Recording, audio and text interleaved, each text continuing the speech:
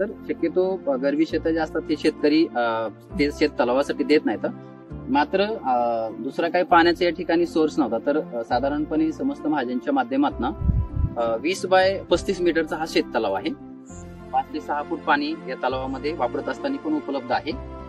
आता भात कापल्यानंतर आपण शेतामध्ये काय पिकं घेतली बाबा? तुम्ही काय काय पिकं घेतली होती शेतात? तुम्हाला पाणी नसतं तर ह्या सगळ्या गोष्टी तुम्ही करू शकले असते का, है ना? आणि जर समजा हे करू शकले नसते तर मग तुमच्या पुढे मार्ग काय होता? हा, म्हणजे आपण पाहू शकतो की हा जो तलाव आहे, हा तलाव घेतल्यामुळे शेततलावाला पाणी चांगलं लागलंय. ऍक्च्युली हा दामोगहला यांचा तलाव आहे, मात्र त्यांच्या आजूबाजूला जे 2-3 शेतकरी आहेत, तर या तलावामधलं पाणी जे आहे ते शेतकरी पण वापरतात. तर आताच आपण दामोगहला यांनी सांगितल्याप्रमाणे हे लोक पहिले पाणी नसल्यामुळे कामाला बाहेर जात होते, पण आता पाणी उपलब्ध झाल्यामुळे अगदी भात शेतीनंतर दुसरं पीक आणि तिसरं पीक घेत आहेत. सोबतच बाबा मला वाटतं तुमच्याकडे फळझाडं पण आहेत. काय काय फळझाड आहेत? आंबा आहे, जो आहे, तर त्या सगळ्या झाडांना पाणी सुद्धा आपल्या या तलावाचं जातं. काय काकडी लावली होती, वांगी, तांबोटी, थोडी मिरची, काय ते 1,20,000 रुपये आली.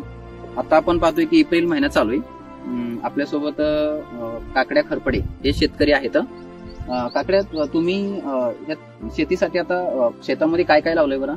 अगोदर मेथी घेतला होता, पालक घेतला, त्याच्यानंतर मुला सुरुवातीला काढला, कोथिंबीर काढली, व्हेरी गुड. थोडीशी गोवार लावली होती, मिरची पण लावली. अरे वा.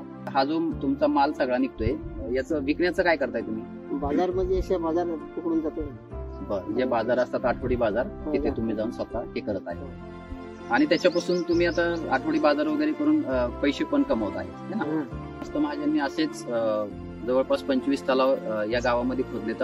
बऱ्याच तलावांना असं जिवंत पाणी आहे, आणि बरेचसे शेतकरी या पाण्याचा वापर हे फळबाग असेल, भाजीपाला असेल, वेलवर्णी भाज्या असतील, याच्यासाठी करत आहेत. गेल्या वर्षीपासून मी पाहतोय की पक्ष्यांची संख्या इथं मोठ्या प्रमाणात वाढली आहे. जे काही गुरं असतील, हे गुरं सुद्धा त्यांना जेव्हा तहान लागेल तेव्हा या तलावामध्ये येतात, पाणी वगैरे पितात. आजूबाजूचे जे लोक आहेत त्यांना पिण्यासाठी नाही, मात्र घरच्या कामासाठी आणि झाडांसाठी वगैरे हे जे पाणी आहे याचा वापर होतो. तर खूप चांगला फायदा या गावातल्या शेतकऱ्यांसाठी आणि पक्ष्यांसाठी या तलावाचा झालेला आहे. तर या सगळ्या कामाबद्दल कुमारपाडा गावातले आमचे शेतकरी यांच्याकडून समस्त महाजन आणि इस्कॉन यांना खूप खूप धन्यवाद.